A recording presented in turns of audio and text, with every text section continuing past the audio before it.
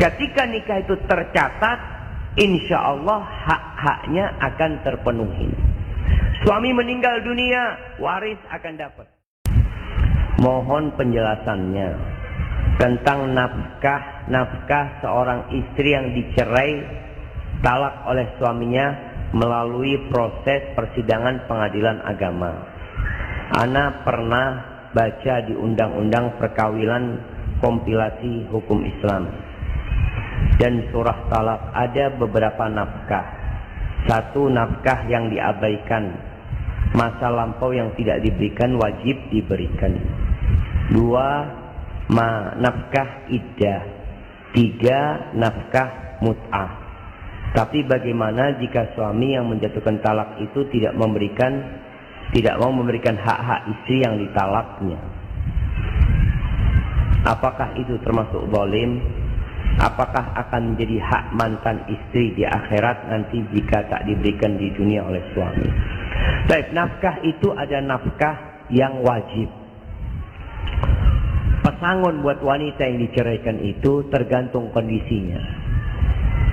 Ada yang dianjurkan saja. Maka kalau suami tidak memberikan, dia tidak dosa. Tapi nafkah yang tidak dia berikan pada masa lampau, dia harus berikan. Nafkah masa iddah juga harus diberikan. Ini kalau suami tidak memberikan, maka dia zalim. Dan istri akan bisa meminta haknya itu kelak pada hari kiamat. Kemudian buat para suami, kalau engkau menceraikan istrimu dan istrimu punya anak, lalu anak itu ikut ibunya, pertanyaannya, siapa yang wajib memberikan nafkah kepada anak-anak itu? Bapaknya. Sampai kapanpun anak-anak itu tanggung jawab bapaknya, walaupun anak itu ikut ibunya. Jadi jangan meninggalkan kewajiban ini. Sebagian orang berpikir kalau anak ikut istrinya, ya sudah, mantan istrinya selesai, anak nggak ngurusin anak-anak. Padahal tetap dia wajib memberikan nafkah.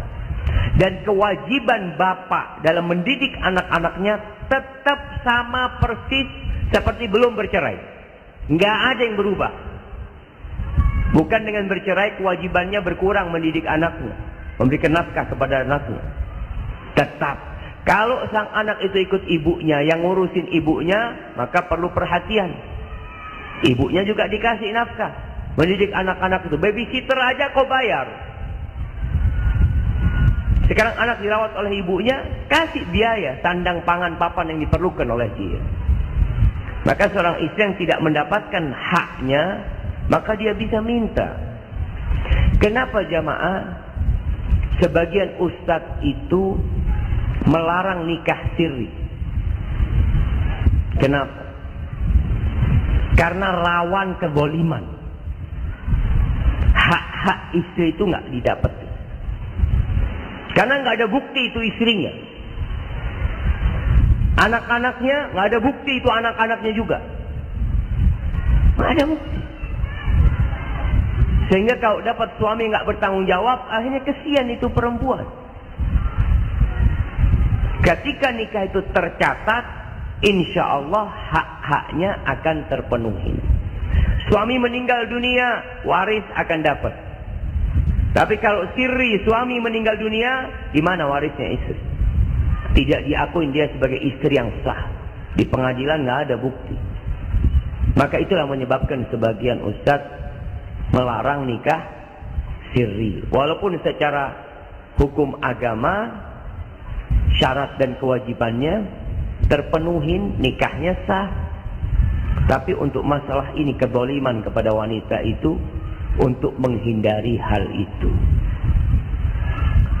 Hadza wallahu a'lam bishawab. Dan bisa wanita menuntut ke pengadilan untuk hak-hak dia itu ketika ada bukti dia sebagai istrinya.